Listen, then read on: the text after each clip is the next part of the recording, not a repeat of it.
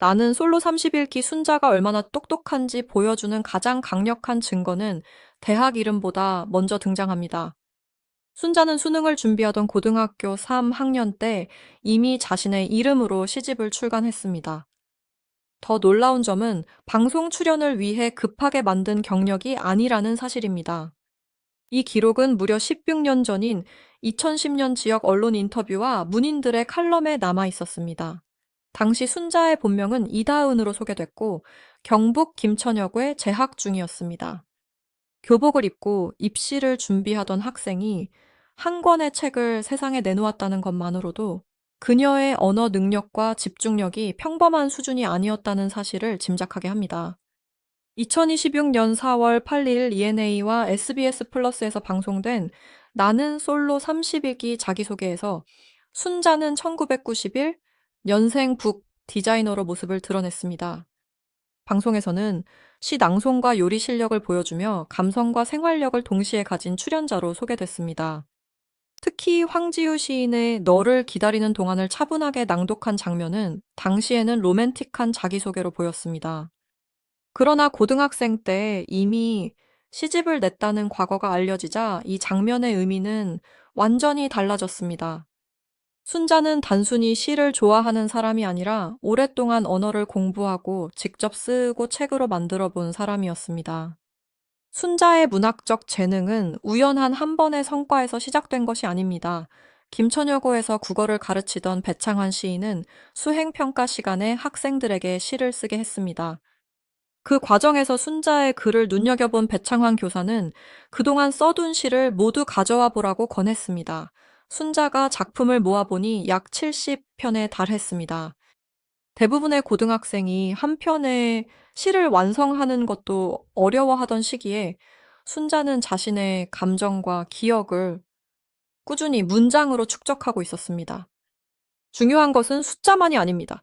70편이라는 분량은 관찰하고 기록하고 수정하는 행동을 오랫동안 반복했다는 증거입니다. 배창환 교사와 동료 교사들은 순자의 가능성을 보고 출간 비용을 함께 마련했습니다. 그렇게 탄생한 첫 시집의 제목은 생각하면 눈시울이었습니다. 시집 출판 기념회도 열렸습니다. 시점은 수능을 앞둔 고등학교 3학년 시절이었습니다. 입시 준비만으로도 가장 바쁜 시기에 작품을 정리하고 원고를 검토하고 한 권의 책으로 완성했다는 사실은 순자의 집중력과 책임감을 보여줍니다. 교사 여러 명이 비용까지 보태며 출간을 도왔다는 점 역시 의미가 큽니다. 단순한 격려가 아니라 실제로 책을 낼 가치가 있다고 판단했기 때문입니다. 순자의 시가 특별했던 이유는 어려운 단어를 많이 사용해서가 아니었습니다. 어린 시절의 기억을 구체적인 장면으로 바꾸는 힘이 있었습니다. 순자는 초등학생 때부터 할머니 손에서 자랐고 할머니가 자신을 키우며 겪은 고생과 따뜻함을 작품에 담았습니다. 비 오는 날 지붕 끝에서 떨어지는 물 감나무, 대나무로 만든 도구처럼 일상에서 쉽게 지나칠 수 있는 장면들을 기억해 시의 소재로 사용했습니다. 이것은 단순한 암기력과 다릅니다. 오래된 경험에서 핵심 감정을 찾아내고 독자가 머릿속으로 장면을 그릴 수 있도록 언어로 재구성하는 능력입니다. 2010년 4월 공개된 인터뷰에는 순자의 성격을 보여주는 구체적인 이야기도 남아 있습니다. 출판 기념회에서 아버지는 딸에게 해준 것이 없어 미안하다며 눈물을 흘렸습니다. 글을 읽지 못했던 할머니에게 순자는 자신의 시를 직접 읽어드렸다고 했습니다. 자신의 상처를 과장하거나 숨기는 대신 감사와 미안함, 행복을 글로 표현하려 했다는 설명도 전했습니다. 이런 태도는 순자가 감정을 단순히 느끼는 데서 끝나지 않고 의미를 정리해 다른 사람에게 전달할 줄 알았다는 것을 보여줍니다. 학력도 이 문학적 흐름과 정확히 이어집니다. 순자는 고등학교를 졸업한 뒤 한신대학교 문예창작과에 2010 학번으로 진학했습니다. 방송에서 학교명이 자세히 공개되지 않아 여러 추측이 돌았지만 2010년 당시 인터뷰 기록에는 한신대학교 문예창작과 신입생이라는 사실이 분명하게 남아 있습니다. 전공 수업에서는 10분 아니라 매주 한 편씩 소설을 쓰는 과제도 수행했다고 전해졌습니다. 순자는 과제가 힘들다고 솔직히 말하면서도 자신이 원했던 공부라 즐겁다고 밝혔습니다. 재능만 믿은 것이 아니라 정식 교육과 반복 훈련을 통해 글쓰기 능력을 확장한 것입니다. 여기서 더욱 놀라운 연결고리가 발견됩니다. 20살 순자는 장래 희망을 묻는 질문에 상품이나 이미지에 이름을 붙이는 브랜드 메이커가 되고 싶다고 답했습니다. 문장을 쓰는 시인에만 머무르지 않고 언어와 이미지를 결합하는 일을 이미 생각하고 있었던 것입니다. 그리고 16년 뒤 방송에서 공개된 직업은 출판사의 북 디자이너였습니다. 과거의 꿈과 현재의 일이 완전히 동일하다고 단정할 수는 없지만 단어와 이미지로 하나의 인상을 만드는 일을 선택했다는 점에서는 놀라울 정도로 연결됩니다. 북 디자이너는 단순히 책 표지를 예쁘게 꾸미는 사람이 아닙니다. 원고의 주제와 독자층을 이해하고 제목의 무게와 문장의 분위기를 파악한 뒤 글자 모양과 크기, 이미지, 여백, 표지, 구성을 하나의 방향으로 설계해야 합니다. 작가와 편집자의 의도를 읽어내는 이해력도 필요하고 독자가 책을 처음 마주하는 순간 무엇을 느낄지 예측하는 시각적 판단력도 필요합니다. 문예창작을 전공하고 직접 시집을 출간했던 순자에게 북 디자인은 전혀 뜬금없는 직업이 아니었습니다. 글을 쓰던 사람이 이제는 다른 사람의 글이 가장 적절한 모습으로 독자에게 도착하도록 돕고 있는 것입니다. 그렇다면 순자는 도대체 얼마나 똑똑한 것일까요? 현재까지 공개된 자료에는 순자의 IQ 점수나 전국 석차 대학 입학 성적이 없습니다. 확인되지 않은 숫자를 만들어 그녀를 천재라고 부르는 것은 정확한 평가가 아닙니다. 하지만 공개된 기록만으로도 최소 3가지 능력은 분명히 확인할 수 있습니다. 첫째는 언어 지능입니다. 고등학교 시절 약 70편의 시를 축적하고 그중 작품을 골라 시집으로 출간했습니다. 둘째는 창의적 사고입니다. 일상의 기억을 문학적 이미지로 바꾸고 대학에서는 시와 소설을 체계적으로 공부했습니다. 셋째는 시각적 통합 능력입니다. 현재 북 디자이너로 일하며 문장과 이미지를 하나의 책으로 설계하고 있습니다. 또 하나 주목할 부분은 꾸준함입니다. 19살 무렵 시집 한 권을 낸 뒤 문학과 전혀 관계없는 길로 사라진 것이 아닙니다. 문예창작과에 진학했고 출판 분야에서 책을 만드는 일을 계속했습니다. 방송에서 시를 낭독한 선택도 자신의 과거를 과시하기 위한 설명 없이 자연스럽게 이루어졌습니다. 시집 출간 사실이 뒤늦게 알려지기 전까지 많은 시청자는 그녀가 실제 시인이었다는 사실을 몰랐습니다. 이 점은 순자의 능력이 방송용 설정이 아니라 오랜 시간 이어진 삶의 방향이었다는 것을 보여줍니다. 나는 솔로 30일기에서 순자는 장보기 목록에 조미료까지 준비하고 주방에서 계속 움직이는 모습으로도 눈길을 끌었습니다. 2026년 4월 8일 방송 보도에 따르면 영수는 순자를 두고 계속 일하는 스타일이라고 평가했고 당시 제작진 인터뷰에서 순자 외에는 아직 눈에 들어오는 사람이 없다고 말했습니다.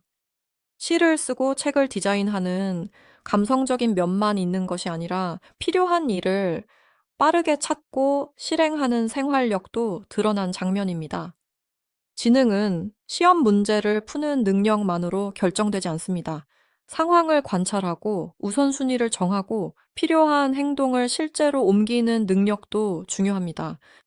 순자의 학력이 충격적으로 느껴지는 이유는 유명 대학 이름 하나 때문이 아닙니다. 고등학교 3학년이라는 이른 시기에 자신의 세계를 한 권의 책으로 완성했고, 대학에서는 그 재능을 문예창작이라는 전공으로 발전시켰으며, 성인이 된 뒤에는 북 디자이너라는 직업으로 연결했기 때문입니다. 시작과 전공 직업이 하나의 선처럼 이어집니다. 19살에 약 70편의 시를 모았던 학생이 2010년 한신대학교 문예창작과에 들어갔고 2026년에는 출판사에서 책에 얼굴을 만드는 사람으로 대중 앞에 섰습니다. 이 사실이 다시 세상에 알려진 과정도 흥미롭습니다. 순자의 시집 이력은 2026년 5월 말 온라인에서 재조명됐고 5월 30일 일과 6월 1일 여러 매체가 16년 전 기록을 확인해 보도했습니다. 과거 자료에는 2010년 2월 1일 매일신문 칼럼과 같은 해 4월 8일 평화뉴스 인터뷰가 남아 있었습니다. 즉, 최근에 만들어진 자기소개 문구가 아니라 날짜와 인물 학교 책 제목까지 확인되는 오래된 기록이었던 것입니다. 김승혜 시인은 청소년 문학 캠프에서 만난 순자를 맑은 인상과 깊은 내면을 가진 학생으로 기억했습니다. 배창환 교사는 학교 수업에서 발견한 재능이 실제 책으로 이어지도록 도왔습니다. 한 사람의 과거를 평가할 때 주변의 칭찬만으로는 부족하지만 서로 다른 시기의 기록이 같은 방향을 가리킨다면 신뢰도는 높아집니다. 순자가 책을 냈다는 사실을 단순한 조기 성공으로만 보면 중요한 부분을 놓치게 됩니다. 시는 정답이 정해진 시험이 아닙니다. 무엇을 관찰할지 스스로 정해야 하고 불필요한 표현을 덜어내며 자신의 감정을 타인이 이해할 수 있는 문장으로 바꿔야 합니다. 북 디자인도 비슷합니다. 수많은 선택지 가운데 가장 적절한 글자와 이미지 공간의 균형을 결정해야 합니다. 두 분야 모두 한 번에 정답을 맞히는 능력보다 여러 가능성을 비교하고 수정하는 능력을 요구합니다. 순자의 이력에서 눈에 띄는 것은 바로 이 수정과 축적의 힘입니다. 또한 그녀의 선택에는 현실 감각도 있었습니다. 20살 당시 순자는 시를 계속 사랑하면서도 창작만으로 생활하기 어렵다는 현실을 알고 있었고, 언어를 활용하면서도 실제 직업으로 이어질 수 있는 분야를 고민했습니다. 브랜드 메이커를 꿈꿨다는 답변은 막연한 유명세가 아니라 구체적인 업무를 상상하고 있었다는 의미입니다. 이후 출판사 북 디자이너가 된 과정은 감성과 현실성을 함께 고려한 진로 선택으로 볼 수 있습니다. 좋아하는 것과 잘하는 것, 그리고 직업으로 지속할 수 있는 것을 연결했다는 점에서 순자의 지능은 실용적인 방향으로도 나타납니다. 결론적으로 순자의 똑똑함은 IQ처럼 한 개의 숫자로 설명하기 어렵습니다. 그녀의 진짜 강점은 언어를 읽는 힘, 감정을 구조화하는 힘, 이미지를 설계하는 힘, 그리고 오랜 시간 한 분야를 이어온 지속성에 있습니다. 고등학생 때 시집을 냈다는 사실만 떼어놓아도 놀랍지만 더 중요한 것은 그 경험이 대학 전공과 현재 직업까지 연결됐다는 점입니다. 방송에서 보여준 짧은 시 낭송 뒤에는 최소 16년에 걸친 문학의 시간이 숨어 있었습니다. 순자의 학력이 공개되자 사람들이 놀란 이유도 바로 여기에 있습니다. 그녀는 갑자기 똑똑해 보이기 시작한 출연자가 아니라 오래전부터 자신의 재능을 작품과 선택으로 증명해온 사람이었습니다.